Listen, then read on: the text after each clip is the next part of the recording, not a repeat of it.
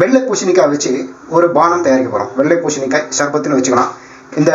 இது வந்து வெள்ளை பூசணிக்காய் வந்து ஒரு நீர்க்காய். இது வந்து உடம்புக்கு குளிர்ச்சி தரும், தாகத்தை அடக்கும். தினமும் இதை குடிச்சிங்க அப்படின்னா உடம்பு வந்து எப்பவுமே குளிர்ச்சியாக இருக்கும்.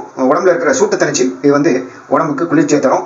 இப்போ நம்ம வந்து அந்த பானத்தை தயார் பண்ணுறதுக்கு என்ன பண்ணுறோம் அப்படின்னு பார்க்க போகிறோம். இப்போ அதுக்கு வந்து முதல்ல வெள்ளை பூசணிக்காயை நாம் வந்து இப்படி துண்டு துண்டாக நறுக்கி வச்சுருக்கோம்.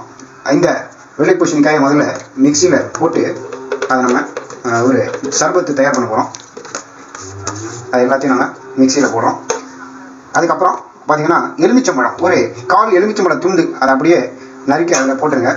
ஜூஸாக கொடுத்தாலும் சரி, இல்லைன்னா அப்படியே போட்டாலும் சரி, நல்லதான். இப்போ வந்து நன்னாரி சர்பத்து எசன்ஸு அதை வந்து அதில் ஊற்றுறோம். ஒரு 3 பேர் குடிக்கிறதுக்கு தக்கன நம்ம வந்து அதை தயார் பண்ணுறோம். ஐஸ் க்யூப்ஸ் ஆட் பண்ணுறோம். இதில் ஐஸ் க்யூப்ஸையும் போட்டு நம்ம அப்படியே அடிக்க போகிறோம்.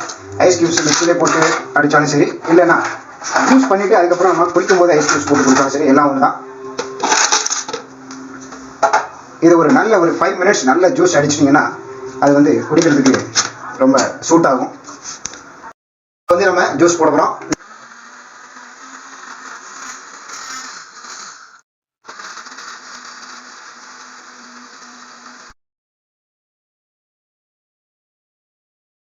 இந்த ஜூஸ் தயாராகிடுச்சு. இப்போ நம்ம வந்து குடிக்கிறது தயாராகிருக்கு. வெள்ளை பூசணிக்காய் சர்பத், வெள்ளை பூசணிக்காய் ஜூஸ் எப்படி வேணா வச்சுக்கலாம். இதில் வந்து நம்ம ஒரு ஸ்பூன் சப்ஜா சீட்ஸ் ஆட் பண்ணுறோம். இதே வந்து உடம்புக்கு குளிர்ச்சி தரக்கூடியதான். இது ஊற வச்சு நம்ம யூஸ் பண்ணணும்.